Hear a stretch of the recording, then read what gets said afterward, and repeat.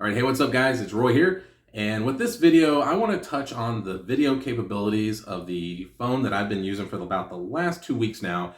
And that is going to be the Samsung Galaxy S20 FE smartphone.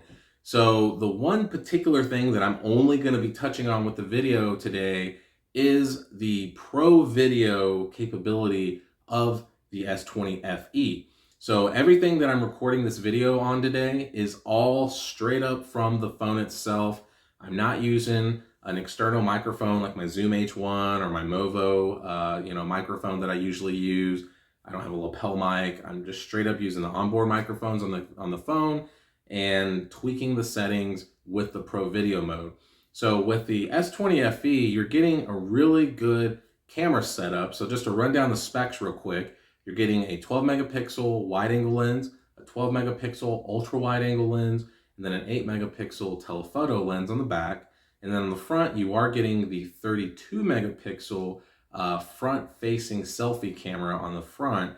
But with most of the videos that people would do with their phones, they're never gonna really use the front facing camera unless they're doing vlogs or selfies or something like that. But if you have a controlled setting or you're running around outside, 99% of the time, you're probably going to use the rear camera. And that's exactly what I'm using with this video. So with the Pro Video mode, which is really nice about the phone, is you can tweak a lot of custom settings to really control the look of the video instead of just shooting in automatic. So with this video right now, for example, I'm shooting in 4K. So that's what's really nice about this. Now I think on the S20, you can shoot up to 8K. But in realistic times right now in 2020, are you really going to use 8K? Probably not. But with 4K, you can definitely use it. But what's really cool about the Pro Video mode is you can get down to 24 frames per second. That is awesome because I love shooting in 24 frames per second. It's more cinematic looking. It looks more pleasing to the eye. It looks more natural looking. And that's what's really nice about the Pro Video mode is you can shoot in 24 frames per second in 4K, whereas if you were just doing the regular video, you only can pick 30 or 60 frames per second. So 24 is awesome. So with this, what's unique about the Pro Video mode is you have the ability to change the ISO and the shutter speed. So the shutter speed is probably the most important one because when you're doing an automatic mode, you sometimes the shutter speed will fluctuate and might not give you the natural blur, the natural motion and looks of what your eye would see. And so with me shooting in 24 frames per second and me being able and having the ability to automatically set my shutter speed, that is awesome. So the rule of thumb is you want to double the frame speed, the frame speed that you're shooting at. So if I'm shooting at 24 frames per second, then you want to shoot at 1/50th for your shutter speed. And that's what I have it set at right now. The ISO, which is really nice as well, I usually set it a lot lower if I'm in a talking head video like this because I have my controlled lighting, I have my softbox and everything like that.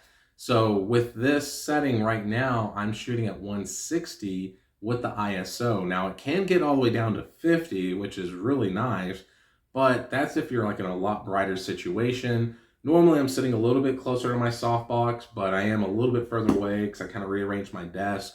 So my camera is on the tripod, but it's more at the end of my desk now to be able to get more centered with my bed and everything like that. So with that being said, I bumped it up a little bit more so that way it just is a little bit brighter, a little bit better quality, but you don't want to go too high because then I don't want to get a lot of noise in the background and stuff like that. But I think 160 looks really good. Now you can adjust the aperture.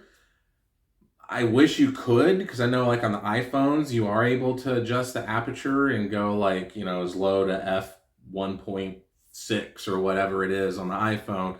I think this camera can go all the way down to 1.4, I believe. I'll probably put somewhere here where I correct it, but I think it's 1.4.